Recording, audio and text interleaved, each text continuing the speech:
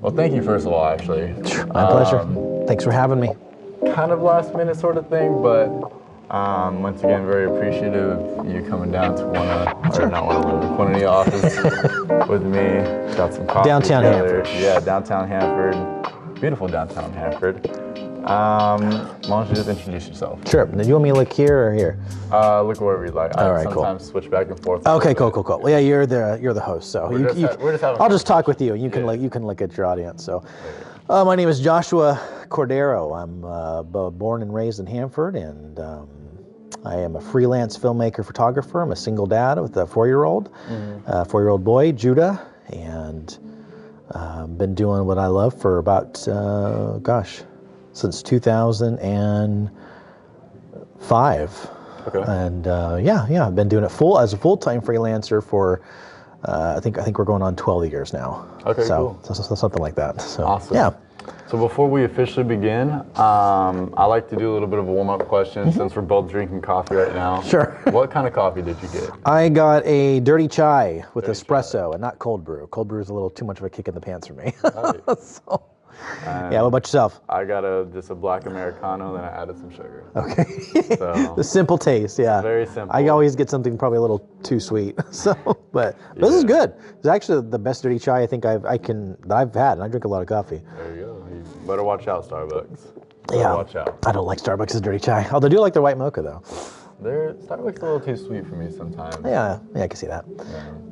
Anyways, this is about you. Okay. Not about Starbucks. So, let's talk about, did you go to school or anything around here? Or did you go to school at all for what you're doing right now? For what I'm doing now? Yeah. So you're talking about more like college classes? Yeah. Or okay. So I went to Fresno Pacific University, which did have a filmmaking program. I've known that I wanted to be a filmmaker since I was, probably 9. So I started though with all of the filmmaking classes, right? So I actually took every filmmaking class they offered, and then just dropped out. I actually had no interest in taking general ed, but it was a very different industry for me at the time. My family didn't have very much money at the time, so I didn't have the means to edit anything or to practice. Everything was on these gigantic VHS-C tapes at the time. So I was really just wanting to know the craft more than anything else.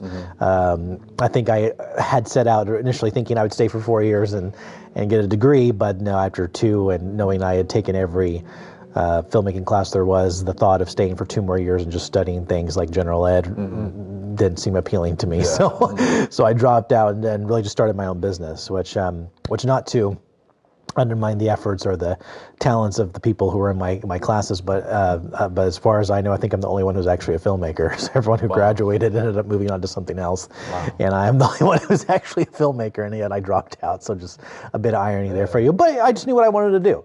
So, but then just self-taught myself a lot after that, and just failed a lot of times and learned from that. But that was it. Yeah, studied every film class there. Okay. So I want to ask this question. Well, okay, hold on. Let me start from when you were 9 years old. 9 years old.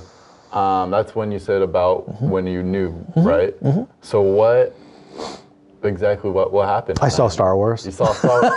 Yes, I love Star Wars. Oh, and I was like, God. And I was just, it was like, oh my gosh, this is just as amazing. And I remember it was on like a cable TV show channel. And then during some of the breaks, they would do behind the scenes stuff too. So it was a mixture. And this was A New Hope. This was the first one. And then I also got to see all and this was the first time I think I remember anyway in seeing how a movie was made, and that just was like, whoa, I want to do that. And so that's what set me off on wanting to do it. So yeah, it was George Lucas. Actually, I haven't. No, you haven't. I will. I hated The Last Jedi. I really didn't like it.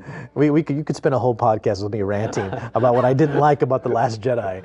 So I know I've heard it's better. I've heard that the Rise of Skywalker almost undoes a lot of stuff The Last Jedi did. Yeah. But anyway, so I will see it. I'm just not in a big rush to see it. But I really should go soon, because otherwise it'll be the only Star Wars film I've never seen in theaters, which would be kind of sad. Wow. So.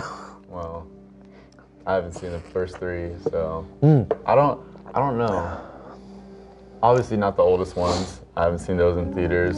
Well, see, I saw them when they actually finished coming out before I was born, but then they re-released them with the special edition versions. So then those all came out to theaters when George Lucas added all the new scenes. So that's how I got to see them in theaters. Oh, okay. I don't think I've seen those. I mean, I'm only 20. I'm not sure when he added the new scenes. I know about the new scenes. Yeah, I was still a kid, I remember. So I mean, I might have been before you were born. Yeah. I'm 34. For sure. That was before I was born. Let me think. What's up? Sorry, guys. That's all good. We got a great editor. It's me. He knows what he's doing. I know what I'm doing. It's all right. Anyways, I grew up with like the first three, like the 1, 2, and 3, like the one with what's his name? So you grew up with the prequels? And, yeah, Darth Maul, Jar Jar Binks, and the pod racing. The Phantom Menace. Yeah, the Phantom Menace, Attack of the Phantom Clones, Revenge of the Sith. Yeah. Actually, I just watched Revenge of the Sith just like a few nights ago. Yeah, I know they get a lot of hate from the general public. I don't know why. I liked them actually. I think just me growing up with them, I have more of that personal touch with them. Sure.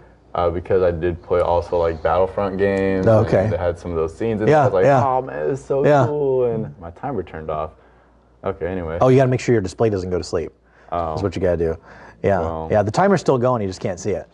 Okay. It's all good. I'll just check the time every once in a while. Okay. I'll do it with that. It's all good. Okay. Now let's get back to you. It's all good. Star Wars is great. Star Wars is more interesting than me anyway. No. We're talking about you today. So 9 years old, you saw Star Wars. Let's go back to college now. You said that you're the only one that's from your class that you think. Well, because I'm friends with a few people who were in that class, and then they keep in touch with some of the other people in the class, and just last time we had corresponded, it was like, someone else had pointed that out to me. Like they were like, Josh, I think you're the only one who's an actual filmmaker. Like everyone, I know this guy's doing this girl's doing this, and I think you're literally the only one who's that. So and again, that doesn't mean any of them were bad filmmakers or anything like that. They just moved on to different things. As you know, what happens with a lot of people when they go to college, and even I think there's some statistic that's I'm not going to get it right, but it was high. It was something like 75% to 80% of people don't use their degrees for what they originally intended to use them for, right? They switch careers. And for me, I just always knew what I wanted to do, and that just never changed. So I just was one of those fortunate people that really knew what I wanted out of life, creatively and professionally. So. Okay, so I was going to ask if spending that extra time in college, taking the general ed classes, if that might have fizzled some people out. Possibly, but now I don't know if everyone was taking like the same classes at the same time I was, but I'm not ragging on college. It's an awesome thing and it's a very useful tool. But just for me, the lot of the general ed is like, gosh, I feel like I'm repeating high school. If I set out and do this, and I did that for 4 years. So I could repeat high school for 2 more years, or I could start doing what I really want to do. What do I do? And instead, too, spending the money on that, I can start buying some gear. And just start making some videos. So, what was more important to me? That was the latter. So, yeah. So let's talk about your 4-year-old. My what? Your 4-year-old. My 4-year-old, my son Judah. So what is he into right now? Oh, a little bit of everything. Actually, he likes a GoPro camera. He's got a GoPro 8 that's not like his, but I share it with him. And so he likes running around filming with that. And then we love going for drives. We're big, like you go for a drive and get coffee and hot chocolate for him, and we just go on these cruises. We love doing those. We love going to the beach. He's really big into food type toys for some reason. So I bought him this big, like shopping mart kind of like thing, and I spent hours putting it together with my girlfriend. And he likes to pretend he's going shopping, and he's got the boxes of this and the fruit this. It's pretty elaborate. But anyway, he likes to do stuff like pretend he's cooking a lot too. So he's got all kind of different food toys. But yeah, he's very curious. Loves being outside as often as we can go outside because it's freezing lately. But he's an outdoors kid and just has got a a 4-year-old's level of curiosity to him, I'd say right now. Still, so he's always curious about things, and he loves coming with me to my office where he'll want to watch the different. He doesn't watch a whole lot of TV, but what he does watch is their videos I've made. Okay. And I didn't intend for that to happen, but like, try to show him some cartoons and whatnot, and he's never into them. Really? He wants to watch like the weddings that I've filmed, and he wants to watch the upbeat commercials and corporate videos, and those are the things he likes to watch. Yeah, well, I even got this playlist on YouTube that's on my YouTube channel, because I'll put my videos on there. That's Judah's favorites, and the majority of them are stuff I've made. Wow. So I don't know how that turned out, but yeah, he likes to watch those. So that's kind of cool, because I'm always making new stuff and there's new videos for him to see. You know what? Actually, I know why that started though, because for a while, when I don't know if you want to get into this or not, but my wife had died, and I took a year off because she died about 6 weeks after our son was born, and when I first got back into doing it, because my wife was a filmmaker with me, and I wasn't quite sure if I wanted to return to that industry, the first thing I did was I was making vlogs, which I never did before. And so he would see himself. That was how that started. And yeah, he loved watching, there's him and Daddy and his Nana and Papa on the TV. So that to him was really cool, because I would use drones, and I would do things to make him look cool, and so that's how that started. He would see the videos I made with the vlogs and seeing us in them, and so that was how that started. I actually forgot about that, because I haven't made vlogs in years. Yeah. But yeah, that's how that got going. So he's a cool kid. I love him. Yeah, I mean, Josh, it sounds like to me he's going to be a filmmaker. He might be. I don't know. He can be whatever he wants to be. Yeah. So. I mean, that's really cool. As long as he can make a living off of it. Yeah, for sure. Yeah. I would never pressure him into this industry. It'd be awesome if he did, but he loves holding a camera and watching the videos. But yeah, he's a smart kid too. That's awesome. So he's gonna do great. Yeah, I mean, that's one of those stories where it just hits in the heart. You know what I mean? Like dad and son on the playing with cameras, going outside. Why not? That's a cool story. Yeah. Oh, cool. So let's talk about where you grew up. Are you from here? I am. Yeah, born and raised in Hanford, and then I spent, I'd say, most of my upbringing in Armona, which a lot of people just call this little city between Hanford and Lemoore. Yeah. So there's a lot of people that don't even really know it exists that live in Hanford and Lemoore. Then lived in Fresno for 2 years, and I went to Fresno Pacific. Then came back to Hanford after that, and lived in New Zealand for a little while, and then been back in Hanford. So yeah. Okay, cool. What were you doing in New Zealand? I originally went there to make a movie. Really? But I wasn't able to. My wife found out she had leukemia. Okay. We had to come back to the U.S. Yeah. Got it. Yeah. Am I allowed to ask about? Absolutely. Yeah. There's nothing off limits. You can ask anything you want. I'm an open book. Well, literally, because I'm writing a book. So what had happened with that in 2015, we. In May of 2015, we moved to New Zealand to kind of partner with. It was actually a church. It was the second largest church in New Zealand, and we still were kind of defining specifically what we were going to be doing, because this is a church that had its own pre-existing TV show. They had this other this is you know how big Quantity is, we're in their office right now. Yeah. This was way bigger than Quantity. This was a huge church that had just I was shocked at the kind of resources they had. Mm-hmm. And what we were kind of involved with, but again, what we were specifically going to do was still kind of being decided, because it was early on. But we were going to be working for them, my wife and I, and what they had been doing for a long time was this successful TV show, and they'd been seeing all these American churches making movies, and most of them suck. The American church Christian movies, they're not very good. And I'm a Christian too, and I don't like Christian themed movies. Yeah. They're very preachy, right there. They're very, very preachy. There's actually a filmmaker, Christian, that I follow, that I've met, and I've got to heard him speak, and he was saying about how he usually doesn't like Christian films either, and he was saying the reason for that is that they have an agenda, right? Mm-hmm. Right? And he says art with an agenda is propaganda. I'd never heard that before. It's like, ooh, that's good. Yeah. And that Christians want to, cram Jesus a lot of times into their art, and then it turns people off because art's not supposed to give you an answer to something. Art's supposed to make you ask a question. Yeah. And so that was a pretty eye opener for us. And City Impact, the church was doing that, the church in New Zealand. So they saw these movies that American churches were making. They didn't really care for them, and they thought, well, gosh, we've never done that. We could do something. We could probably do it better. And we happened to meet them through this. It's kind of a cool story, but I'll gloss over it for now. And we made a relationship with them. And so during their efforts to make the first film was right when we were moving over, and we were there. We had visited several times.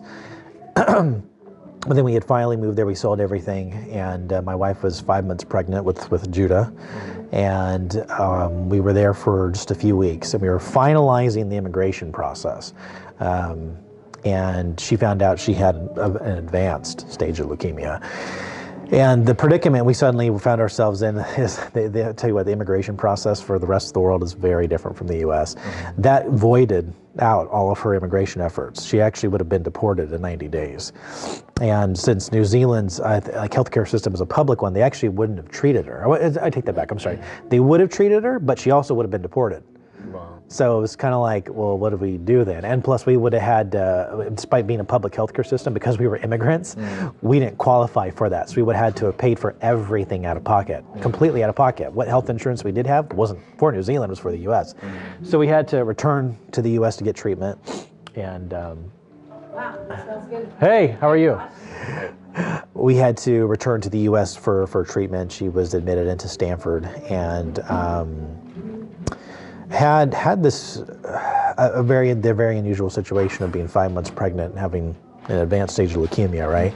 So then her name is Allison. She was presented then with this option that you need this treatment to save your life, and it's going to destroy the fetus. There's no way the fetus would survive this treatment. So you need to get an abortion, and then you need to get the treatment.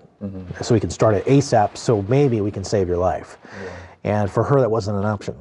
For her, she loved Judah, and for her, his life was way more precious and important than hers. So what she opted to do instead was to postpone the treatment until he got to a point gestationally where he was viable, where he had a chance at living. And she did just that. So she waited about 10 whole weeks. 10 whole weeks. They did some things to help try to make sure the disease didn't deteriorate, which it did. None of them worked, and she made it to about 30 weeks. So she was 30 weeks pregnant then, which was then the induced labor. Our son was born. Then she began her really heavy duty treatment, and but then she died 6 weeks later. So she saved his life. But an impossible choice, really. I couldn't imagine just being faced with something like that. But for her, it was no choice at all. She just loved him that much. Yeah. So he's healthy and alive. He had a rough time the first year of his life with some issues of the prematurity and some other things. But he's good now. He's a healthy kid and he's strong. He's got his mother's good looks and so it was I took a year off. The opportunities in New Zealand kind of came and went, unfortunately, because he wasn't in any physical condition to travel. And so they actually have made the movie in New Zealand already. And I ended up actually, because I was essentially homeless after that, because home was in New Zealand and I couldn't go back to it. So I actually moved in with my parents for 20 months and just took care of my son for a whole year. And then I decided to reopen my business. And for the first time, I started offering photography on top of filmmaking and videography services. And I've been doing that ever since. So we moved out, and then after 20 months into our own home, and it's just me and him. I've started seeing someone this past summer, and so that's been a huge transition too. But she's been great, and it's a long story. It's a crazy story too. But it was pretty trippy. We go there to this on the other side of the world to make a movie, and it's kind of like we have the first kid. We're getting to make a major motion picture. It's like all your dreams are coming true at once, and then you lose everything. In response to it. So it was a pretty crazy time. Yeah, for sure. Do you ever see yourself getting into filmmaking at that scale? It's funny you asked that. I want to. I really loved doing it with Allison. That was part of the thing that I think made it as fun as it was I got to do it with my wife, and we loved working with each other. I remember when that happened, a lot of people were warning us, don't do it. This is going to be bad for your marriage. You're going to think of each other as coworkers, not as spouses. And no, we loved it. And then, again, I wasn't sure if I ever wanted to do it again after she died. And she had started to write a book about just what happened with us and how New Zealand was set in motion, which again is its own story unto itself, and it is pretty cool. But then she died before she could ever finish it. So then I'd always told myself I'd finish it for her, just as a way of honoring her. But then I couldn't touch it for years. And so August of 2017, I finally started working on it. And it took me about 15 months, something like that. No, I'm sorry, this was August 2018. So then finished the rough draft just several months ago.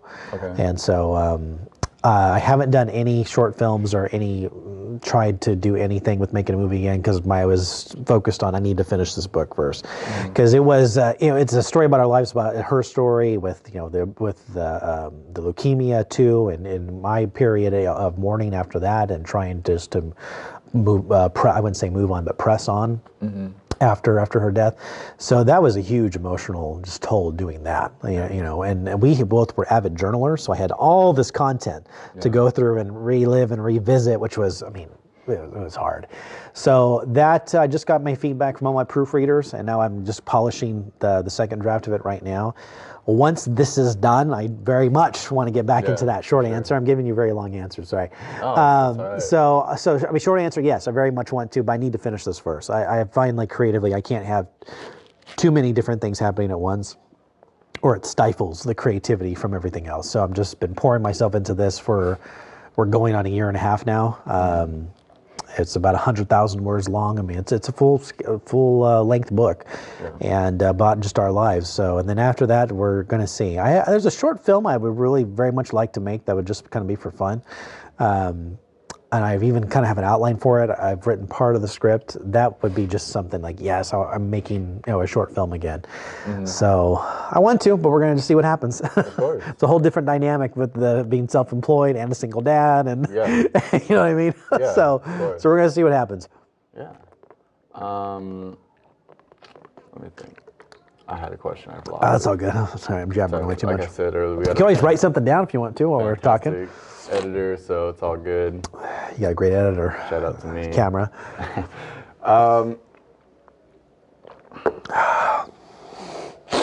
Okay. I was gonna ask more about the book. Sure. So, publishing. Where would it be available? Oh, I don't know. I deliberately haven't given any thought to that until it's done. After the first draft was done, I told myself I would start to think about that. So, a couple of the people who proofread it are authors themselves, and they all encouraged me. One of them may have been like an Amazon best-selling author, and they were encouraging me to give a shot at take a shot at trying to get a publisher instead of self-publishing. That they thought the story was too unique, that it was well written, thankfully, and to try to get a shot at a publisher. So I've got 2 that I'm eyeballing. That I've kind of read the submission thing, and you have to send in this 10-page thing that's basically kind of you're more or less answering their questions as to why would they want to publish it. Why do you think people would want to read the book, and why would it be something profitable for their business? And then you provide them with 2 chapters from the book. You pick the 2 chapters. And it could be any, it doesn't have to be the first 2, just any 2. And then based on the strength of that application and the strength of those chapters, they go from there. So I'm going to give that a shot, and then we're just going to go from there. I don't mind self-publishing, but I'm going to try to see if I could get the efforts of a publisher, because I don't know anything about publishing and distributing it, and I kind of don't want to know either. There's someone else do it. Yeah, of course. So I'm going to go that route, and we'll just I'm just going to hope for the best and just pray for favor, and we'll see what happens. Just take it one step at a time. So awesome. Now I'd like to get more into, I like to call it give it back to the audience. Okay. So there's someone watching right now, including me, because I told you earlier I want to start doing filmmaking as well. Yeah. I just want to learn more about it. So someone that's starting up even if they don't have a video podcast yet, what are some things that they can do to help get started? Like equipment-wise, I guess mentally preparing.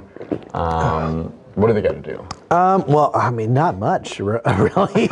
No, I'm serious because, when I was doing this, like even at your age or like high school, I know like a lot of high schoolers even now are dabbling with video production, which, you couldn't do. Mm-hmm. That was kind of like unheard of to do it then. So, I mean, honestly, this is like the latest iPhone. These are fantastic filmmaking tools. These really are. I mean, Steven, I'm going to botch his last name here. Steven Soderbergh, I believe is how you say his last name. He's a major motion picture director. The guy's an Academy Award winner, right? I mean, this is, he makes some great movies. Extremely talented guy. I want to say either his last film or the film before that, he shot with an iPhone. Really? Yeah. So. Well, that's amazing. So I mean, I really I would say because I mean, anyone who wants to, if you're talking about starting off, I mean this is like, this is one of the cameras and lenses I use right now. Yeah. There's probably about $9,000 of equipment in this alone. You know what I mean? So I mean, you don't need this though. A lot of people think you need this stuff to take good images or to tell a good story. You really don't. If you're starting off, honestly, use this. These are fantastic tools, and I don't think you need anything else to get started. I really don't. If you want, buy yourself a little tripod tripod adapter so you can mount the phone on it. But I mean, like this is the iPhone 11. But I mean, like here you got 3 lenses on this. You got a wide angle lens, you got your telephoto, and you got like a standard. I think it's a 24 millimeter. You have 3 lenses built into your little phone here. That's pretty cool. Mm-hmm. So I think just use their phones, use their smartphones to make their short film or their documentary or. I mean, again, an Academy Award-winning director made a major motion picture with an iPhone 7. So I mean, just it only has one lens. So I mean, find someone who's got an iPhone 11. What do they call it? Pro Max. These got silly names now. Yeah. That has the 3 lenses, and you already got a leg up on an Academy Award-winning director. So. Wow. So if you're starting, that I'd say just use what you have. You don't need to buy anything. Find people who just are passionate about the field. Who like being in front of the camera, who have a lot of energy and charisma because you want that in your talent, your acting talent, and just go for it. You really got no excuse nowadays. And actually, too, I remember even when Apple announced this specific phone, just shortly before its launch, the demo that they featured of like the footage that was shot. It looked really awesome, right? But then it actually boasted that it was all shot and edited on the same phone. Yeah. So now you don't even need a computer. Again, if you're just shooting with your phone, you can edit it on your phone instead of a computer. Yeah, you got iMovie on these things now, and even more powerful editing tools than iMovie. I think you can like buy in the app stores, or even like sometimes I even edit my photos that I take with my professional cameras just right there on my phone. Wow. Things like Premiere and. Like this on one have I can't remember, but some professional photo developing softwares now have like they call them like Go versions, so app versions, more condensed versions of their editing software that you can put on your phone. Mm-hmm. It's amazing what you can do now. This is an amazing time to want to begin being a photographer or a filmmaker. Because you have so many cool resources at your fingertips that were nothing like this was around. Yeah. When I was in high school, no one knew what a smartphone was. High schoolers, no high schooler had phones. Yeah. Now every high schooler's got a phone. Mm-hmm. So that's it. If you're starting, that's it. Now, if you're taking the leg up and you're wanting to do it more professionally, then that's another question. Mm-hmm. But if you're wanting to start, man, you just need so little. Really honest, just the courage to say yes, like I'll do it. I think some people keep saying, I have to have this gear, I have to wait till I have this knowledge, this amount of experience. Mm-hmm. I think really all you need, besides just some luck, and I would call it favor too, but is just an integrity. That's a huge thing, I think, in this world. If you're wanting to do anything creatively or professionally, you want to be successful, you got to do it with integrity. Yeah. But you just need courage. Mm-hmm. It sounds so cheesy, but just so many people just won't say yes. They won't take that risk. The risk to say yes, right? I'll do it. I'll take the chance. Because failure sucks. It hurts. It's embarrassing. And I think just a lot of people are so scared of failure or so scared of what might be their inability to pull it off that they just never try. You know, that's a sad thing. So, yeah, just say yes and use your phone and go make a movie. So I like how you said a little bit ago, no excuse. yeah, you got no excuse. No excuse. You especially got no excuse nowadays. Yeah. I feel like a lot of people my age, or honestly any age, they like to make excuses for themselves of why they can't do the things that they really, really want to do. Yeah. They just always choose to fall back on something, whether it's I'm busy with my job, or I'm busy with this, busy with that. But if I want to do something, I mean, like you said, especially this, specifically videography, we have a lot of tools just from our cell phone. Yeah, and I'm not trying to be an Apple product salesman here, but I mean, like even like with this, I have 500 gigabytes of storage on this. You could probably even store all your footage from me. You were talking about wanting to make a documentary. You could probably store it all on your phone. Just keep shooting it on your phone, and then it's all stored there. You could probably edit the whole thing on your phone too if you wanted to.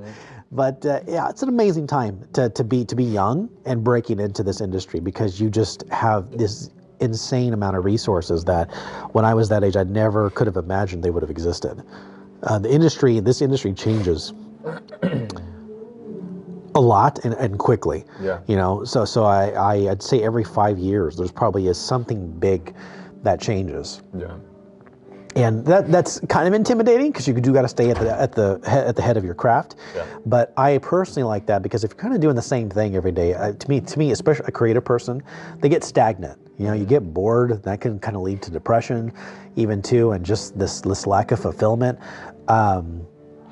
Excuse me, sorry. But with this kind of field, you really are challenged to keep doing something different and keep doing something new and learning something new, because the industry changes so much. If you want to be good at it, you got to know what's the latest thing, you know, and then how to use that tool. Okay, then how do I use this tool to tell a story more creatively or to capture something more creatively? You know, that's exciting to me. Yeah. It's challenging, but it's exciting. And let's give some shout outs to other phones as well. Samsung, sure. Samsung and Google Pixel. They do. They also have good cameras. They do. Yes, they do. One of them, I think a Samsung, you know, I can't remember if it's Samsung or Google. One of them's coming out with 5 cameras built into it. Wow. 5 different cameras with 5, you know, built into it. That's pretty awesome.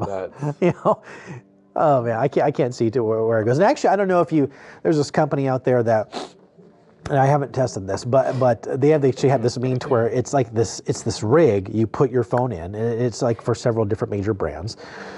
And then there's an adapter that screws onto it. And then you can attach lenses to it, like professional, like L lens glass, right? And then you're attaching those kind of lenses to your phone. That's so cool. Amazing. It is so cool. Yeah, I love it. Yeah, it's such an exciting industry. It is. I'm really excited just talking to you about it. Oh, good. I have no clue about anything. So I mentioned earlier that my goals this year is to get, a little bit of a better equipment. Sure. What do you think I should do now? Because now I'm hearing like, I got an iPhone 10. So walk with me again. Like, what are you wanting to make? Because that's the big. I'd say like for anyone wanting to get any kind of gear too, you can.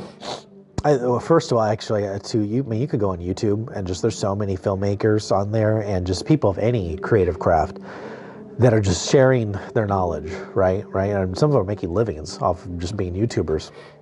So you can learn so much just from that, hear what they have to say about gear, but you're always going to hear a different opinion. So part of it really kind of is to just personal preference and figuring out by trying different pieces of gear or what you like. And you can always, even go to a store and try something and just see what you liked and didn't like. But then too, what is it you're wanting to make? Because there really is no perfect tool for this industry. You really do, because there's so many of them. Yeah. So you really do got to say, like, what am I wanting to create with this? And then, then finding the right tool for that specific job. So you said you wanted to make a documentary. So then I guess you'd be asking yourself, okay, what is you said a documentary about community. So that would involve probably a lot of interviews. So you would need a setup to accommodate interviews, and then what would be the B-roll, or would there be B-roll? Would it just be photos? Would it be footage that's already been captured? What would be the filler? Maybe some clips of podcasts to fill, and from previous podcasts. Yeah. Okay. And maybe B-roll some footage of me just walking or us editing or doing something. I don't know. I really don't know. Well, that's something you got to ask yourself. Now, I'm not saying you got to have it all mapped out, but you know, there's a saying that I have for filmmaking, and sorry, I'm getting like more stuffy the more I talk. I apologize, but it's to and you could probably apply this to a lot of different industries. But the saying that I had after being in business full time for a couple of years, that I would tell my crew and my talent would be to have a plan, but not an expectation. Mm-hmm. And that is to prepare, think about it, write, you may make an outline of like what you're going to do or what you want, however your work method, whatever works best for you. But do everything in your ability to prepare and to plan, but then expect for that all to go wrong when you actually show up. So have a plan, but not an expectation. So when you get there, you're going to have to adapt. You're going to have to react. You're going to have the unexpected stuff go wrong. You're going to have to just roll with it. So you are going to have to think on your feet, and you're going to have to be creative. But a lot of that planning is going to that's what's going to dictate what kind of gear you want. Because if you're wanting something like, for example, more run and gun, if you're going to be capturing stuff very run and gun, you're going to need probably like a lens with IS, image stabilization, right? Because then you're going to be shooting handheld, because you're going to need that flexibility if it's something very run and gun and guerrilla style filmmaking. You need the right tools for that. You know, you could have a $50,000 red camera with a cinema lens on it, but those don't have IS. So then if you're shooting guerrilla style, the footage is all going to look like crap. So it doesn't matter how good that tool was, that wasn't the right tool for the job. So then you probably could get by too with just a DSLR, you know, for that, and something even on the low end side, or I mean, you have a camcorder here. There are high end camcorders that have good autofocus, which is great for run and gun stuff. You have a servo zoom, which is great, because too, you're wanting to probably mix up your focal length a lot when you're shooting run and gun. And if you're doing that with anything that's interchangeable lenses, well then, you know, you either need a zoom lens, which could be expensive, or you're going to have to be swapping out lenses, which is going to slow you down. That's not accommodating to a run and gun style. And if it's something more planned, like, then you need a tripod, because then you want some nice stable images. And then maybe you could just get by with like one prime lens, with one fixed focal length, you know, because these are much more prime things. There is nothing, you're not going there going, okay, well, this event is happening, I'm just going to try to get highlights, you know. No, it was more like you showed up and you're like, okay guys, we're getting this shot, this shot, this shot, and this shot. Then you need different gear. So those are things you need to decide on. And as you even start doing that, you might be figuring out, okay, I thought I wanted this, but now I also want this. So that's going to happen, and you'll probably, you know, kick yourself in the butt and like, oh, like I didn't, this isn't going how I thought it would, because it never does. You kind of catch on to that after a while. But that's really the best advice I think I could give with that, is just really to ask yourself, you know, what kind of story are you wanting to tell? Narrow down what it is you're wanting, prepare, plan. Then after you've done that, then ask yourself, okay, out of this industry, and all that exists, there's a near infinite amount of tools out there now. Which are the ones that are best suited for what I'm wanting to accomplish? And a lot of people mix those up, you know what I mean? But tools are meant to accommodate the story, to accommodate the creator. You know, not the story doesn't accommodate the tools. And some people are just gearheads. You know, they just want the gear. They want people to see them walking around with the $50,000 red camera or Arri camera. And that's not a way to go about it. Some people just think, oh, because you have X camera or X gear, then you're automatically going to get successful. Or people automatically just think, oh, you're the real deal because you have this. It's not true. It's not true. And I've met filmmakers and photographers like that. They're not good ones. Just because they have good tools, they're not. Yeah. You know, you still got to be able to capture a good image and understand lighting, and understand how to tell a story, and understand how to get clean audio. Does that answer your question? It does. It does. Okay. It really does. Because I like a lot of parts that you said. I especially like the part where you said no expectations. Yeah. Because I still do that to myself even after a lot of episodes of this. It's not that actually many episodes. It just seems like a lot of episodes. We've been doing this for a little while. But I still set a lot of expectations, like, oh, this didn't go the way this did, or, you know what I mean? Like today, we thought it was going to be completely silent in here, and this music. We could hear music come through the walls. Yeah, Yeah, and so, so then you kind of had two options, do we go somewhere else, or are we okay with a little bit of background music? Or I guess it could be three options, or do you spend maybe a little extra time editing and trying to decrease the background noise? Yeah. You're faced with different options. But you know what too is a good thing for anyone that's wanting to take it a step further in this industry is, now, what I'm saying, this is my opinion. I'm not saying this is gospel. Yeah. This is my opinion. I find this more valuable than college, is find someone who's good at what you want to do and just start shadowing them. Ask them, and like, can I be your no-cost intern for a few days or for a summer or whatever?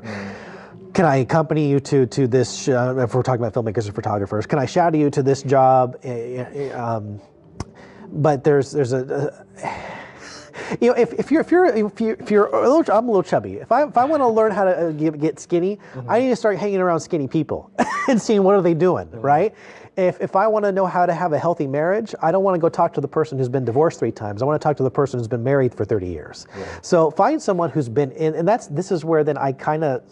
And this is not the case with every time, but this is really what deterred me from staying in college a lot of the times, was that a lot of times I feel like the people who are teaching weren't actually doing that. Yeah. You know what I mean? So some of them even tried and failed and then just fell into a teaching position. Now, that's not all teachers.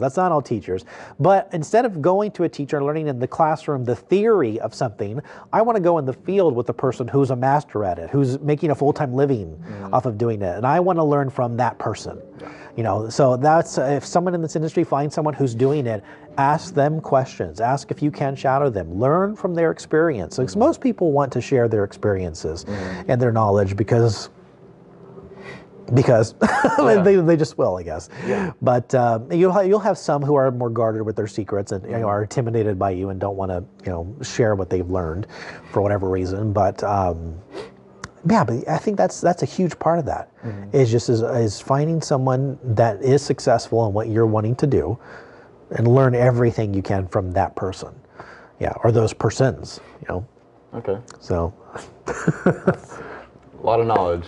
Well, I hope some of it's helpful. No, trust me, I'm gonna rewatch this. I'm gonna be taking notes. Okay, well, cool.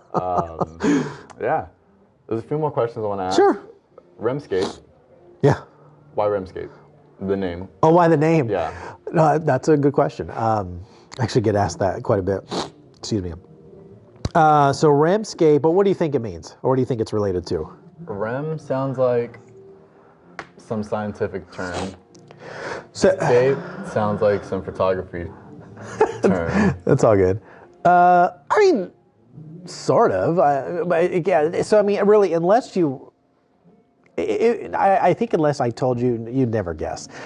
But so REM, have you heard of REM sleep?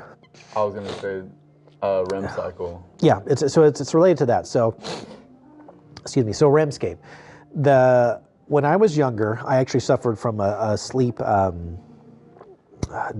call it a disorder, I guess, is how you would categorize it. It was called sleep paralysis. Okay. Have you heard of that? I've heard of that. Yeah. And so I had this for years, and I would describe what would happen to my parents, and they always just thought I was having a nightmare. But what happened was when you dream, when you enter, so there's different like levels of sleep, right? Yeah. And like the level 5 of it is called REM sleep. So that's where you dream.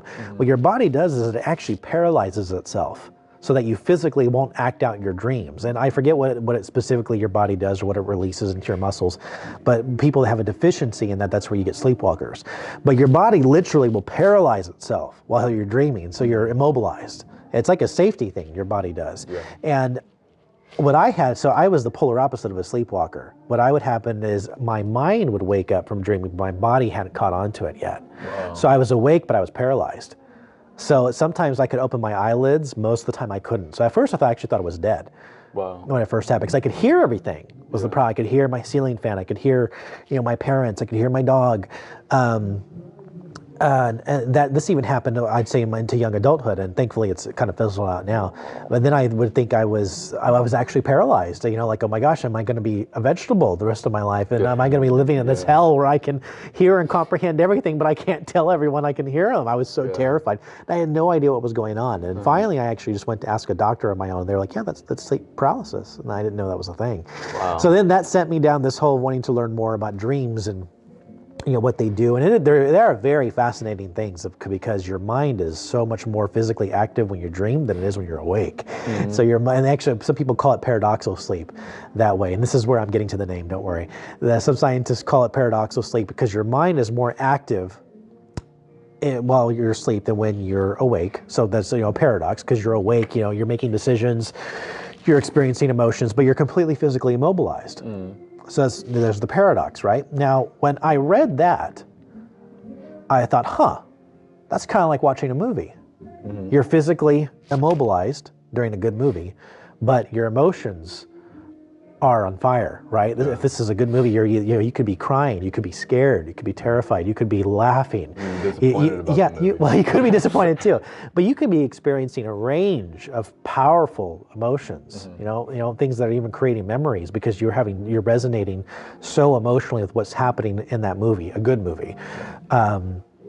And to me, I had that parallel. Dreaming is a lot like watching a good movie, and that's what was the motivation for that. Was I thought, like REM sleep. How do you turn that into a name of a business? And I thought a dreamscape, which sounded a little too stupid to me for a business name. So I was like, I just took the word REM for REM sleep, and then scape from dreamscape, and then just combined the two, and that's where I got REMscape. So that's cool. That's a really so that's the origin of REMscape. Yeah, it was unique. I was like, wonder how we did that. Yeah, it's unique, for better or worse. So there's two more specific questions I want to ask. Sure. First one is, these are the two questions I usually ask everybody. Okay. I like asking the question, what your favorite failure is. What my favorite failure is? Yes, because there's usually a failure that people look back to like, oh my gosh, I'll never do that again. I'm going to learn from that for the rest of my life. Yeah. I'm not sure if I can pick just one. I have a lot of really good failures, I guess. But I mean, here's another saying of mine. I got a lot of cheesy sayings. You could decide if they're good or not. But I always thought of your failures are the bricks that pave the way to your success. Of course. So the people that are the most successful, they got a lot of bricks. Yeah. So I mean, just one. Is this a personal or professional one? It could be either one. Maybe either professional. one. Professional. Yeah. Man, it's gonna be hard just to pick just one. I would honestly, I'd say partnering with the right people. Okay. Yeah, and the people that you work with, and that if you have the say in that, but that maybe you have representing you. A partnership professionally and creatively is just a big decision. The only person I partnered with as an owner with my business was my wife, which is a fantastic decision. She was wonderful. But there's been people that I just had brought into circles where we were partnering with this individual, this organization, which they had just no integrity at all. And I unfortunately don't want to mention specifics about this particular circumstance I'm thinking of, but I would say go with your gut sometimes. Sometimes if you do get a feeling about a person, I'm a Christian, and sometimes I do feel like that could be God just kind of giving you a little warning. Yeah. You can interpret those feelings however you want to, but sometimes that's not a risk, and sometimes someone can make something sound a little better than it is, and usually it's not as good as it is then. But listen to your gut, trust it. Sometimes it's just sometimes that's like not good advice, right? Yeah. But sometimes when you just do get that feeling, it's there for a reason. And there are people who don't have any integrity in this world. I mean, that's a sad thing. And just when you are collaborating with people where there is a lot of things at stake, just choose them very carefully. And don't feel if anyone's pressuring you to make a decision quickly, then I would say don't make a decision then. Or that decision should be no. Because anyone is pressuring you to make something like we need to know like right now, most of the time then that's almost like a bullying or a tactic to me. Yeah. Sorry I couldn't give specifics on this one that I'm thinking of, but I would just say something I've learned for that is to trust your gut and just sleep on it. Sleep on it. When there's decisions like that, whether that's buying a big piece of gear, beginning a relationship with someone, but for me, a lot of what I've discovered, if it's a big, like, this particular project, and do I want to take this on? Do I want to work with this person? Sleep on it. Yeah. Because a lot of times you get a lot of clarity the day after. So that's my advice with that. That was great advice. Okay. Hope that was helpful. Yeah, it was.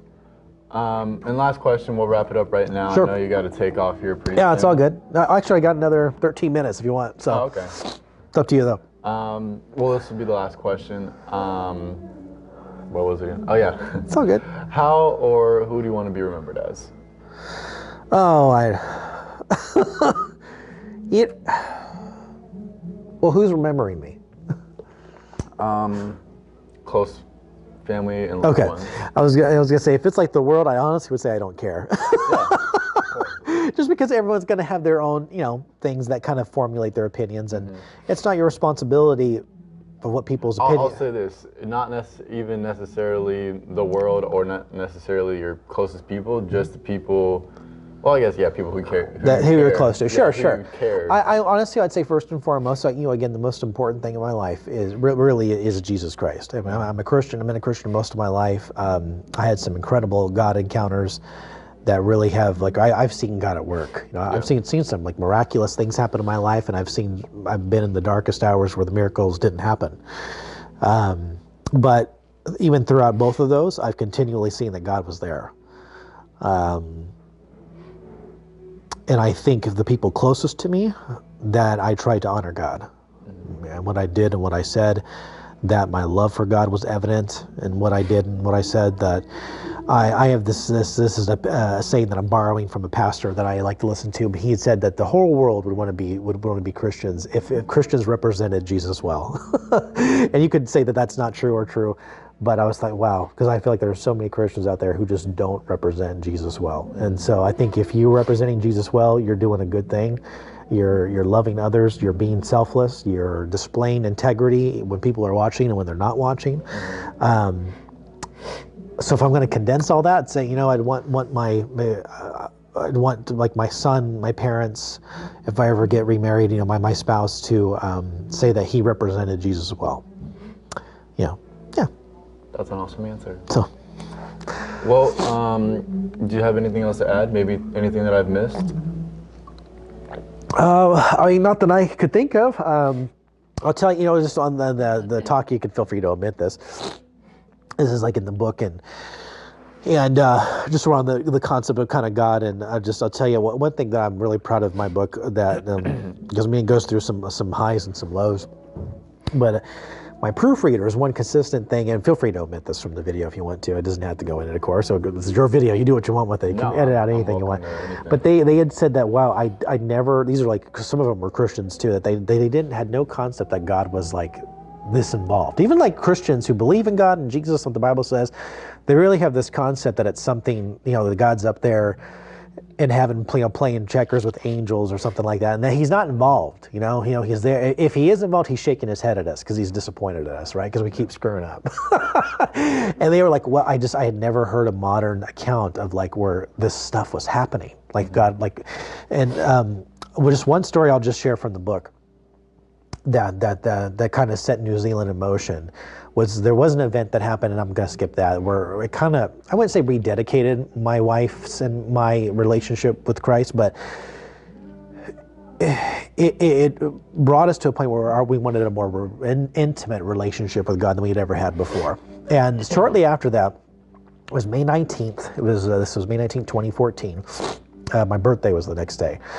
And my mother gives me this decorative cross. And it has a Bible verse on it, Joshua 1:9. It says, "Be strong and courageous, for the Lord your God is with you wherever you go." It's a very overused verse, but it's a good one. Yeah. And she goes, this is a weird story. Even Christians are weirded out by this. I'm weirded out by this, and I lived this.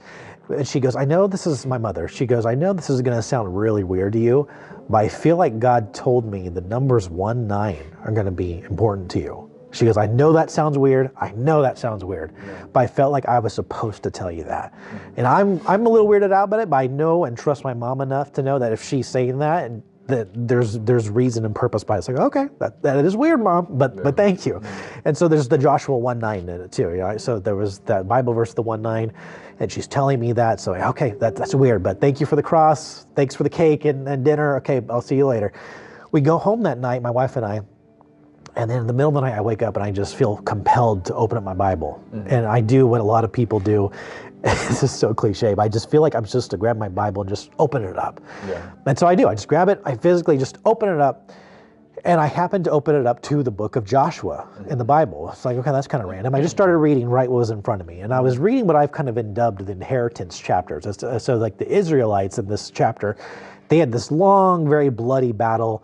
They're trying to kind of conquer this land that they're trying to take that's theirs, and they basically just finished really winning all the battles to completely reclaim it. And they're more or less like where I'm reading, they're calling dibs. There's like several chapters of this. They're calling dibs on who wants what, now that the battle has been won. And I'm literally in the chapter where Joshua is saying what he wants. And so he says he wants a place called Timnath-Serah. And for some reason that word stood out to me. I'm like, that's kind of a interesting word. I wonder what that means. And I started to pull out my phone to just Google it. And then, this is going to sound weird. I know it will. In a way that I've never experienced before or since. I didn't hear an audible voice, but I felt God say, map it. And so I opened up my map app and I typed in Timnath-Serah, and one location in the world popped up. It was in New Zealand. And then just as clearly, I felt the voice say, go there. Wow. So I was like, that's, whoa. And so I kind of got up and I immediately thought, this is stupid. Like, I must be dreaming. Like, this can't really be happening. That wasn't God. Yeah. I was dismissing it. And I sat down and I'm rereading that passage that I was reading that had Timnath-Serah in it again. And for the first time, I realized it was in Joshua chapter 19, that one night. Wow. So I started to freak out. And I woke up my wife and I go, I think God wants me to go to New Zealand. And she's like, what? But we talked about it. We were looking at Google Maps and like, well, what could be there? But literally a week later, with no idea why I was going, I bought a ticket to go to New Zealand to visit that spot. Like, okay, well, what did God have for me there? And the first person I met was this guy named Terry, who was the son of the lead pastors who ran that church I was talking about in New Zealand, the second largest church in New Zealand. He was the first person I met. He's a filmmaker. And that was day one where he had been tasked to begin developing their first major motion picture. The first day I showed up. Wow. And I just was like, hey, I'm a filmmaker from America. God told me to come to New Zealand. I don't know why. And then the first person I meet is this New Zealand filmmaker who he just that very day had been tasked to start developing his first movie. Wow. That was, there was stuff like that would happen for years. Things that could not be coincidence, they could not be chance.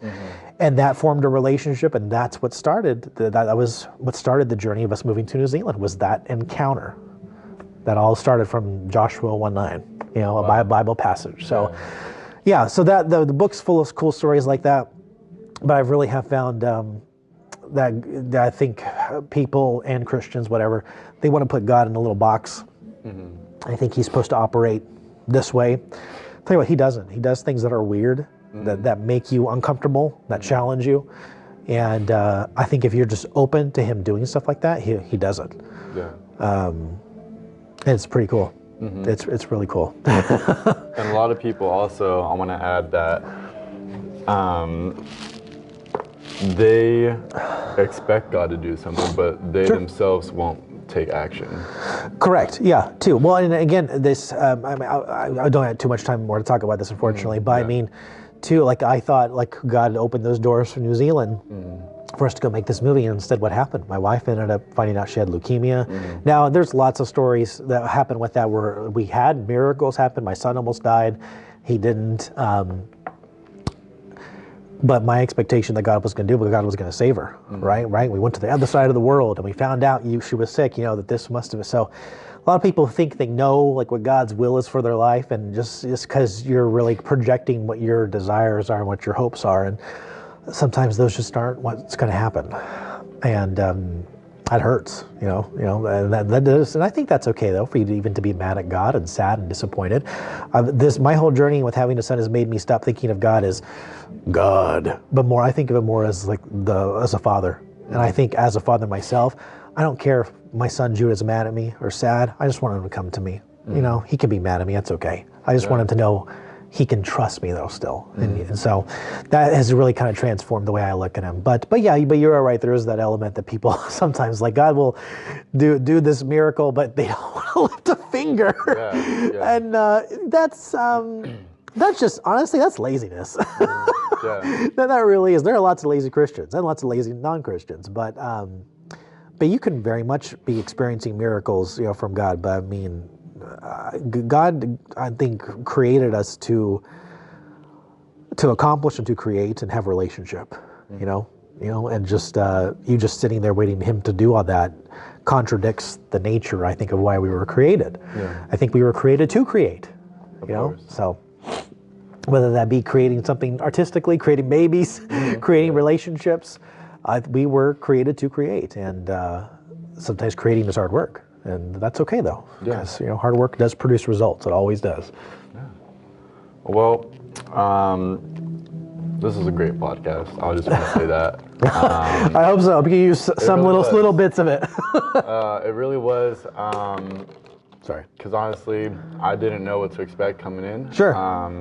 I mean, I just messaged you on Instagram. Yeah. I had to scroll to find a picture of you. I was like, oh man, what does this guy look like? Damn, I found one. I was at 111, like, oh shoot, I don't even know this guy's name. What does he look like again? I found the one of Candace. Like, okay, that's him, Candace Cortez, the pastor here. So yeah, no, I hope you find something useful for your podcast. It was really good. So, I good, really good. enjoyed Glad to it. hear that. Awesome. I want to thank No, you. thank you. Yeah, it's a pleasure. Thanks for having me. Good talking with you. Yeah, and we'll see you guys next time on episode 23 or 24, maybe? I don't know. To be continued.